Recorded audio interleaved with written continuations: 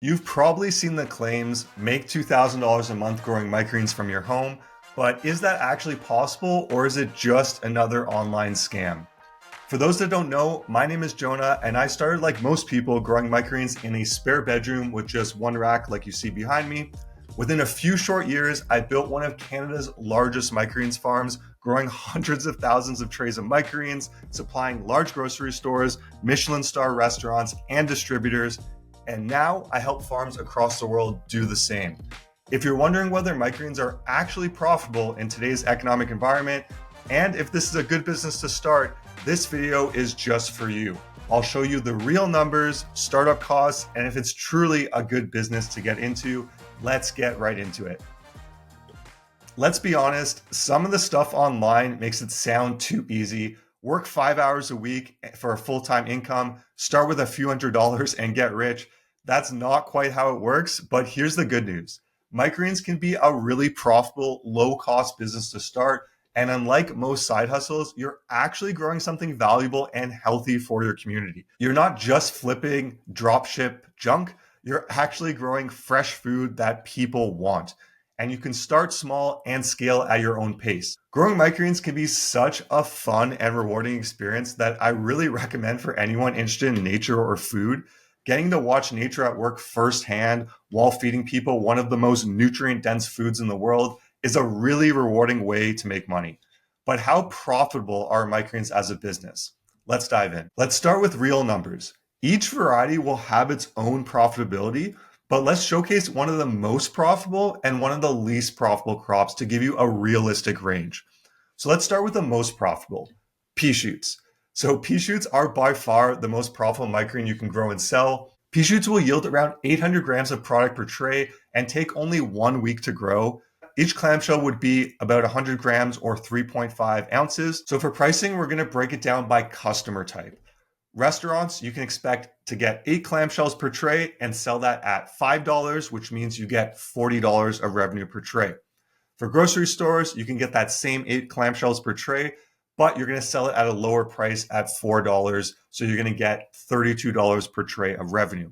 And lastly, whether it's farmers market, CSA, or direct to consumer, you're still going to get the same 8 clamshells, but you're going to sell them at a premium $6 price point, which means you're going to get $48 per tray of revenue. So if you sell those 8 clamshells at, let's say, the mid price point at $40 per tray, you're likely going to spend about $7 to grow that tray. That includes electricity, seed, soil, packaging, and most importantly, your time. That means you'll be earning $33 per tray of profit. And if you're growing 20 trays a week, which you can do on a single rack like the one behind me, that means you can make about $600 per week or about $2,500 per month of profit. Now, most growers will not just grow pea shoots. They're most likely going to grow a bunch of different products, not just the most profitable ones. So let's break down another crop, basil. So basil is a crop that is incredibly popular with chefs, grocery stores, and at farmers markets. Basil will yield around 150 grams per tray and take 2 weeks to grow.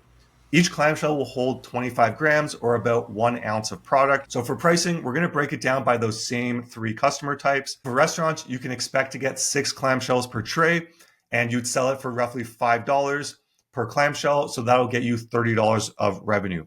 For grocery stores, you can expect those same 6 clamshells, but you're going to sell them at a lower price of $4 per clamshell, which would be $24 per tray of revenue. Lastly, for farmers markets, CSA, direct to consumer, you're still going to get those 6 clamshells, but you're going to sell them for a premium price of $6, and that'll lead you to $36 per tray of revenue. So if you sell your 6 clamshells at the mid price point of $30 of revenue per tray, you're going to spend roughly $5 to grow that tray, meaning you're going to earn $25 per tray of profit. And with one rack, you can grow 10 trays per week because basil takes 2 weeks to grow. So you have half the amount of trays you can grow in the same space.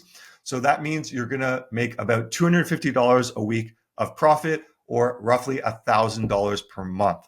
So as you can see, crop selection can make a big difference on how profitable a microgreens business is. And these numbers aren't just theory. This is what myself and many other farms that I coach are doing today. I'm curious, if you guys had to choose, would you rather sell your microgreens to restaurants, to farmers markets, or grocery stores? Let me know what you guys think in the comments. Next, let's talk about startup costs. This is one of the few businesses where you can start for under $1,000. It is by far one of the lowest cost businesses to start, and most definitely the lowest cost and highest return farming business that you can get into. So you only need some basic supplies to get started, including a growing rack, LED grow lights, growing trays, soil and seed, a scale, Wi-Fi timer, and some packaging. And that's about it. I made a whole other video about a full breakdown of the startup costs. So you can check out that video. But what's really nice is because you can grow microgreens in your home, you don't have any rent costs, which is going to save you a lot of money at the beginning. And you have no major expensive equipment that you need to start. So you can literally start this type of business in a spare bedroom in your house or your basement and be profitable within a month or two. But let's be realistic, your time is a big factor here. So let's talk about how much time it actually takes to run a profitable microgreens business. So here's what you can expect. Starting out, you want to commit about 5 to 10 hours per week to grow one rack of microgreens. That includes seeding, watering, harvesting, packaging, and delivery. Most of that time is packed into 2 to 3 key days, which would be a planning day, a harvest day, and a delivery day.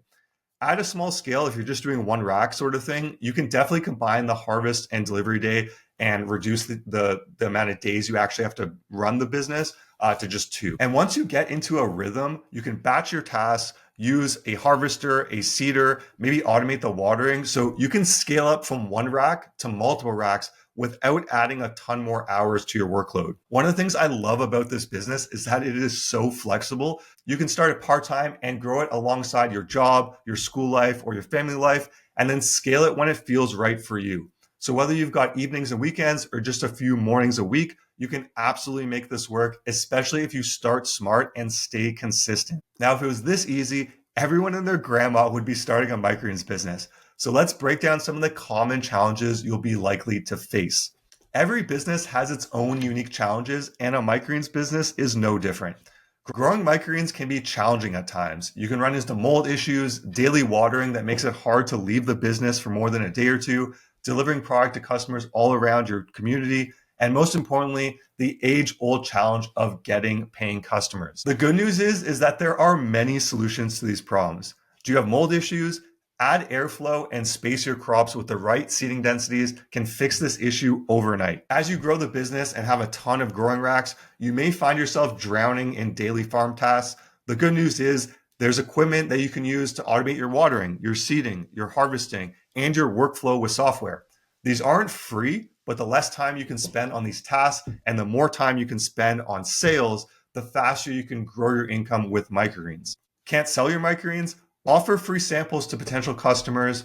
Do thorough market research on what crops are actually popular in your area, what sizes and prices are competitors selling at, and how can you distinguish your product from other growers in your area? This is an area a lot of people struggle with, so let me know in the comments if you'd like me to make a dedicated video on how to sell microgreens effectively. So you're bound to make mistakes running any business. It's inevitable. And the more you can see those mistakes as lessons you can learn and apply to make your business better, the faster your business will grow by overcoming those challenges rather than letting them slow you down. So how do you build a profitable and sustainable microgreens business?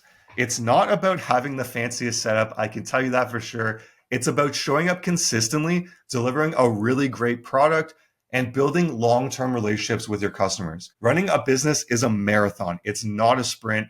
If you want to make a high-income microgreens farm, it does not happen overnight. Consistent effort to learn and grow a better product and apply proven sales techniques to take it one day at a time are some of the keys of success for a microgreens business. For example, one grower I coached was able to quadruple their income growing microgreens by making minor but important changes to their business. They had a great product, but it just wasn't selling. So we tweaked their sales pitch by focusing on how to add value directly to the chefs that they were selling to by, number one, offering the same clamshell size and pricing as current suppliers. So it makes it a really easy switch, apples to apples comparison instead of apples to oranges. Number two, offering a better delivery day that reduced waste for chefs. So if your competitors are delivering only on Mondays, delivering on a Friday may be a better option for chefs as an example. And three, offering bulk discounts that encourage larger purchases.